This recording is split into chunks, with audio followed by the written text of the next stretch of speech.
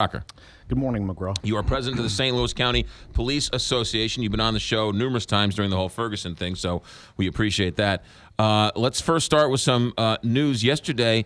That was the shutdown of Highway 70. They call them protesters. They're more or less like rebel rousers. There was only 35 of them from what reports were, right?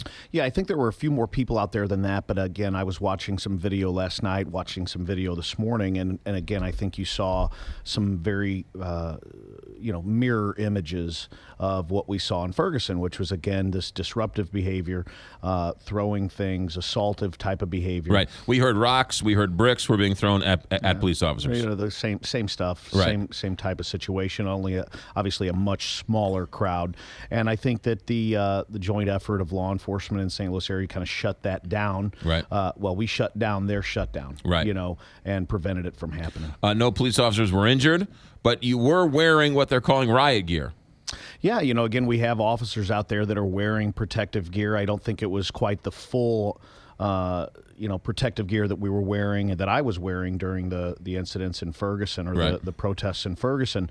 So, but you still have officers out there. You still have officers that are prepared, that are going to be wearing gear, that are, of course, wearing their body armor, that are there and they're prepared for low-level encounters to upper-level physical encounters. We're going to continue to maintain what we've done, through the protests and the riots, right. which is to maintain a continuum of options, which could be just simply putting our hands on people or giving people verbal warnings, or going after people, pulling, as you said, the rebel rousers, right. pulling them out of the crowd, mm-hmm. and trying to de-escalate that situation. So that's what happened yesterday. I don't think it was quite as successful as probably some of the organizers had hoped.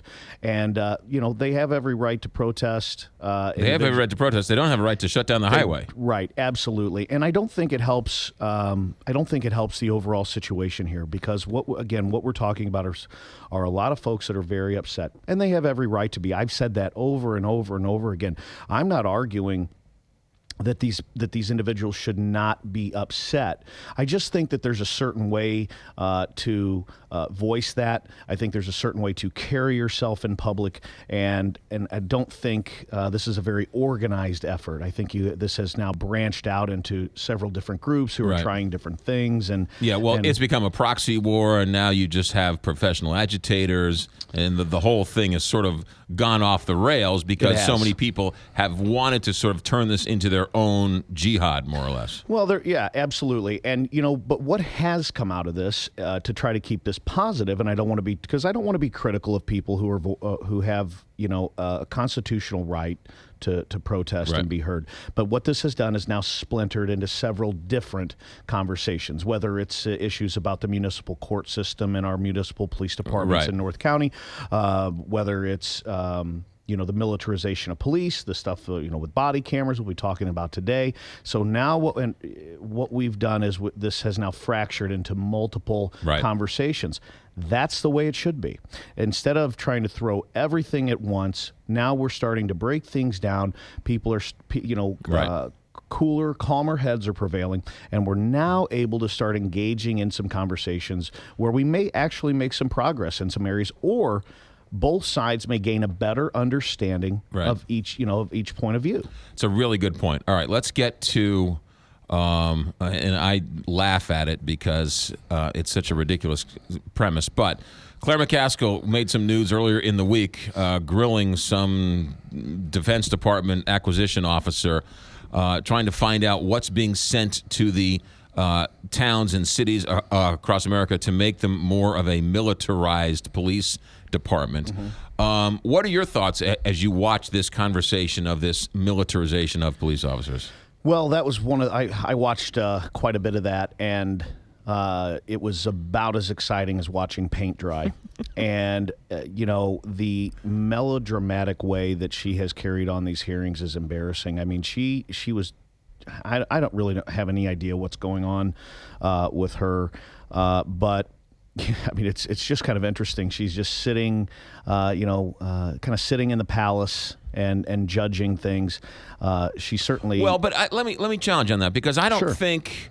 I think, again, if we're going to splinter these conversations, Sure. I don't think the militarization of police should be argued in Ferguson. There were Molotov cocktails, there were bullets, there were police officers in danger trying to protect citizens, businesses, the peaceful protesters.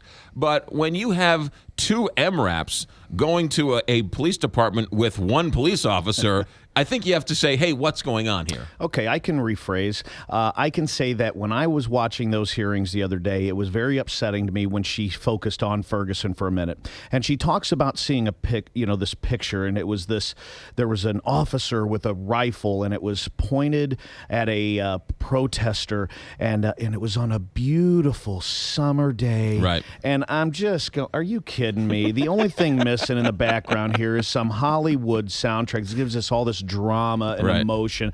It was pathetic. It was sad. It's grandstanding, and it doesn't do us any good. She was able to elicit all of this emotion from a picture. Right. And I don't think that's fair, because I think she should have been down there with us, and let's see what kind of emotions that elicits. Now, on the MRAP stuff, the stuff that you're talking about, listen, have those hearings. Let's look at the processes. But, folks, anybody that's listening right now, we're talking about the United States Senate. I wouldn't put a lot of stock in things getting done very quickly by them. Well, and you've said that the SWAT vehicles that were called into question down in Ferguson are nothing more than Brinks trucks that have paint on them, and it's like an all-purpose truck, because you're called to any numerous police department situations at any given time. Yeah. Is it possible that there could be some instances where this federal program has doled out some stuff that maybe was a little over the top, or what? Sure, maybe that's possible. I heard something about bayonets, and I was going, I don't know any departments using bayonets. So I don't know if those are just talking points that politicians are using, or if it's a real part of a very real discussion. So when you have these military vehicles that are being used, you may say that it's one officer in a department and they've got these military vehicles, and they're going, well, why do they need a mine-resistant vehicle? I say it doesn't have anything to do with being mine-resistant. It has to do with being bullet-resistant. What else should they do with these things? I would rather have a rural county in Georgia that maybe they only have 8 police officers, but maybe they service 250,000 people in a greater community. We have a metropolitan area here, and our vehicles, our tactical vehicles that we use in our tactical operations unit are metro vehicles. These things can be used. They can be called out to other areas, whether it's in Jefferson County or St. Charles County. These are metro response type vehicles. We don't have any military surplus vehicles. I think the only military surplus we may have is some Vietnam era helicopters that we use in our flight ops unit. So to say that the militarization of police impacted what was happening in Ferguson is really not completely true. And to look at this on a national level and discover whether or not there's some issues with this stuff, I have no problem with the dialogue, but let's keep it legitimate. Gabe Crocker, our guest, president of the St. Louis County Police Association. You keep saying that rubber bullets were never used. Is that right? From the county police officers. You guys never shot any rubber bullets. No, and you know what? I don't even know if I've ever seen a rubber bullet. That seems to be, it's very odd for me, but sometimes things happen in the media where they just get fixated on one particular topic. I don't know anybody that used a rubber bullet, and I don't even know if we use rubber bullets. If anyone, I know my department doesn't, and I know most other agencies have said we don't have those. Right. I wouldn't even know how they work. What I can tell you is that we continue and will continue to employ a lot of less lethal options. These are things that are designed to reduce the likelihood of serious physical injury or death. Right. They're going to leave you a mark on you. So we use pepper ball guns, which is just a paintball gun. They have our tactical operations unit has like a device that's looks like a little hand grenade type thing, and when it explodes, it makes a loud noise. It makes a bright light, and some of them will shoot. Or when it explodes, it will send out small rubber balls, sting balls, which will hit people. And we also use less lethal shotguns. Right. And that fires like a sock round from a modified 12-gauge shotgun. If somebody gets hit with a pepper ball, Could that be confused as a rubber bullet? Absolutely, and Okay. so could the sting grenades.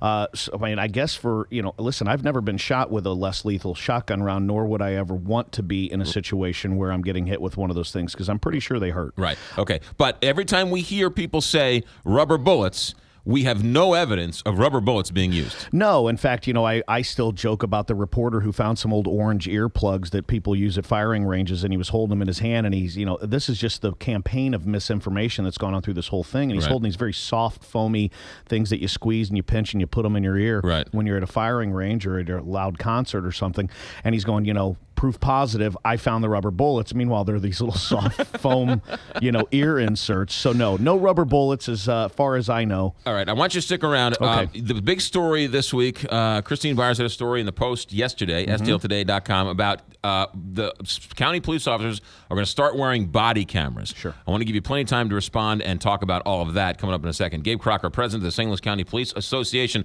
More in a moment on the Big 550. How's that? Kate. Impressive. Yeah, that's 8 people just told me that in my ear. I have no idea. I think I have this down. I think I have this on my iPod, though. Gabe Crocker is with us. He is president of the St. Louis County Police Association. Gabe, the news came out the other day that St. Louis County Police are going to start wearing body cameras. Right. A lot of people think that cameras are the be-all and end-all. First, what are your thoughts? We have cameras in the cars, not in Ferguson. They're coming. Now they're talking body cameras. What are your thoughts? Hey, listen, I'm open to these types of new technologies. I have Right. no issue. I think what's really surprising to me is the emphasis that's being put on them right now. But as if they are some kind of be-all, end-all. Right. Well, when in reality, they're not. I don't have an issue with them. Surprisingly, most of the officers that I represent in our police association have said, if really, you want me to wear a body camera? Okay. I mean, they're saying it's not going to change what I do every day. It's not Right. going to change how I talk to people. It's not going to change what I do when I do it. And I think the reason is something that I've always said is that when you talk about officer misconduct, you're talking about a very small percentage, and that goes with any type of career field. I mean, Right. certainly we have politicians and we have clergy and we have all sorts of people out there. Right. There's always a certain percentage, or seems to be a certain percentage, of misconduct. So most of the officers that I've spoken to have said, you want me to wear a body camera? Sure. And from a union leader standpoint, I think it opens up a lot of doors for us as well. Right. All right.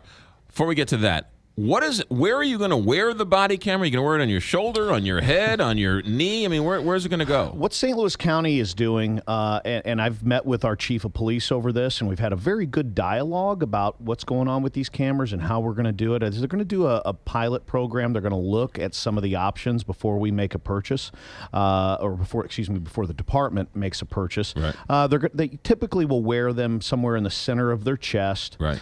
Some of the companies offer options where they can attach it to sunglasses, or they can wear it on the lapel of their uniform shirt. And again, it provides this frontal view, kind of if you think about a first-person, Right. video game, first-person shooter video game. So that's the kind of video that you're going to receive from these body cameras. So you can wear them, in 2 or 3 different spots on the body, Right. and they provide that front view. I'm old enough to remember the arguments about let's get cameras for the cruisers, and that Right. will solve all of these problems. Well, as much as that solved problems, it created a whole bunch of other problems, did it not? Absolutely. And so here's the thing with body cameras. The body cameras, the in-car cameras, nothing that we do. I mean, if it comes to the point where we have a 3-man camera crew, with one of those sound mics and a lighting guy Right. and a camera guy following every police officer around, it is not going to solve the underlying problem here, McGraw, and that is distrust in law enforcement, especially in some of our minority communities. I'm not saying that distrust is completely unfounded. Certainly we can have discussions about some of the stuff that's going on in our North County area with Right. our municipal courts and municipal police departments, so on and so forth. Body cameras are not going to solve that. It's really just going to open up another can of worms, because now what's going to happen is all of this stuff is going to be captured on body cameras, and simply we're going to move the debate to the body camera footage. Right. So it's, well, when I look at the body camera footage, I may see a guy with a knife, and somebody else may go, well, yeah, I see that. Why was the officer threatened by that? It's just going to change the debate. Or, you know what? It was hanging low on his lapel that day, or the sound didn't work, or in a scuffle it turned off, and who turned it off? And that means he's dirty because it was turned off turned on, and it's just, no matter what evidence you provide somebody, if they don't want to say the sun is shining, you're not going to show them the sun is shining. You're never going to convince a certain percentage of the population, no matter what. They're making a big deal out of another shooting in St. Louis where the guy was armed with a knife, and now it's just become another flashpoint. And pretty much every single use of force expert across the country can look at that video and go, that's a pretty textbook use of force. And it was a use of deadly force, but it was a textbook type of situation. You're right. No one has come out. Layman like myself will look at that video and say, wow, that's really bad. But anybody who knows anything about policing, necessary force when needed, nobody has said the police officers did wrong. Right. And when it comes to the body cameras, you kind of hit on this point. We need people to have a realistic expectation of what they're going to see in these body cameras. Not everything will be captured. You're not catching the raw emotion. You're not catching the temperature in the room or the weather conditions. You're seeing one thing, and it's always easier to sit back and have that sideline quarterback type of attitude about all these videos. So that's what happened with our in-car cameras. That's what's going to happen with the body cameras. All right. What about the people who will try and file a false police claim, say the police officer did something?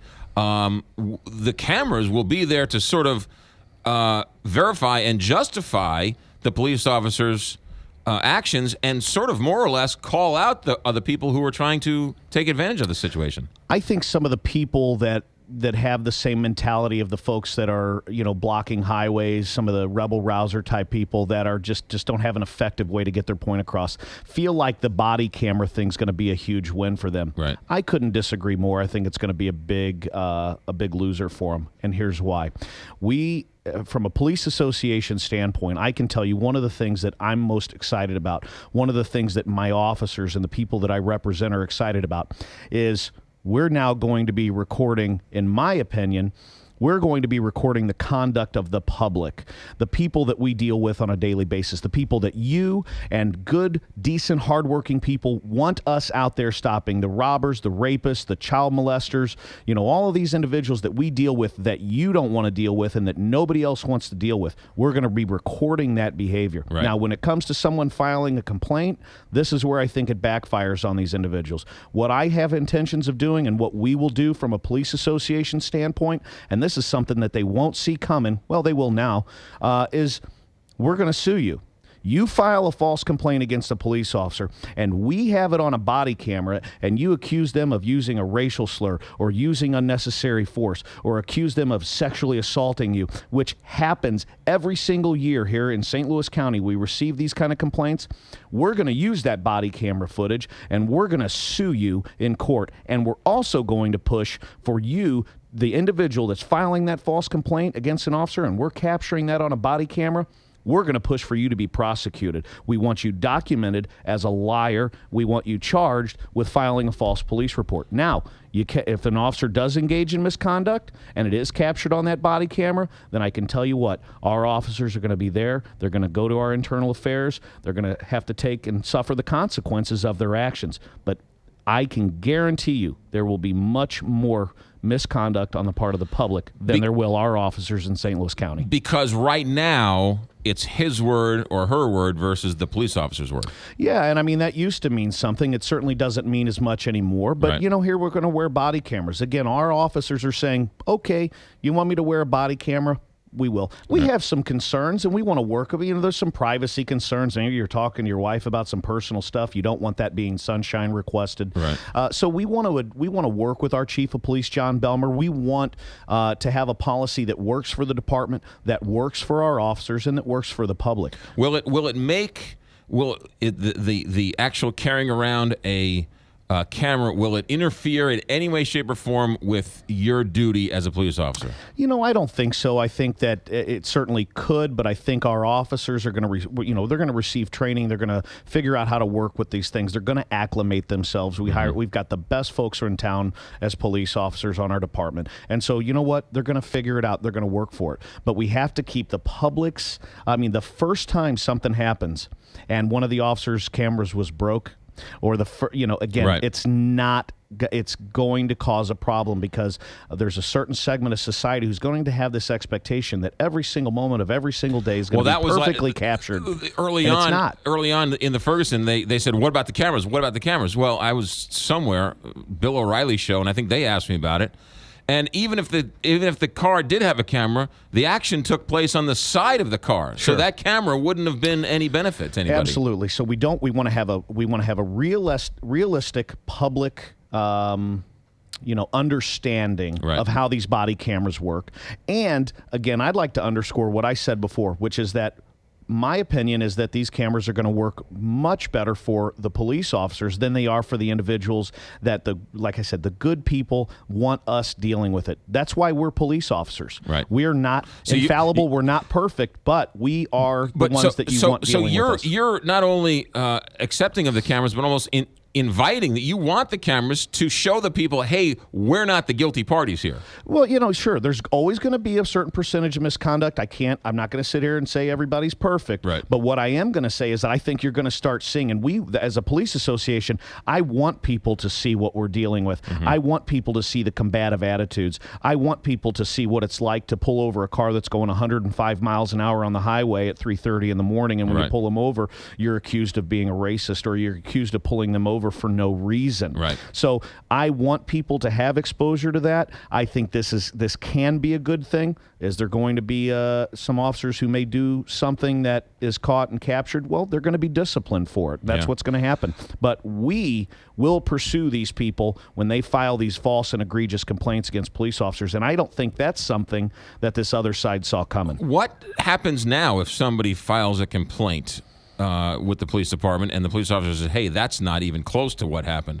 It's basically just a he said, she said. You can't, who do you believe? You go in trying to, who do you believe? It's Sure. He said, she said. I've had complaints filed against me before, and they've been investigated. They've largely been unfounded, or where you get to basically a situation where it's my word and somebody else's word. Right. But let me tell you something. In St. Louis County, our internal complaints that we file basically against ourselves, which is where a supervisor sees something or somebody reports something. Right. They outnumber the number of civilian complaints that we have. We do not get that tremendous of an amount of civilian complaints, okay? So we have an internal affairs, it's called the Bureau of Professional Standards in St. Louis County. Every department has a different name. That's IAB for NYPD Blue. There you go. Yeah. Thanks, Andy. Yeah. So, we've got this unit, and they're going to investigate these claims. They can call in, the officers. They can do interviews. They have their investigative techniques. It's usually a cooperative process between the officers and supervisors and so on and so forth. So they conduct these investigations internally, and that's another reason. Now these internal affairs individuals are going to have access to the video. Yeah. Gabe Crocker, president of the St. Louis County Police Association. Do you have to fill out the fives? Yeah, absolutely. The fives? Are they called the fives here in St. Louis No, County? they're not. They're not called the fives? No, but I Do can you call always them the fives? appreciate. No, I don't. Do you have any police lingo you can impart to us? Sure. But I'm going to need that. That's a whole other segment. That's a whole other We're going to talk about police lingo. All right, fair enough. I just want to sound like, I want to sound like I'm in the know. Well, you are in the know now. I'm in the know now. Gabe Crocker, president of the St. Louis County Police Association. You're always welcome here to tell your side of the story. Gabe, be safe. Thanks for checking in.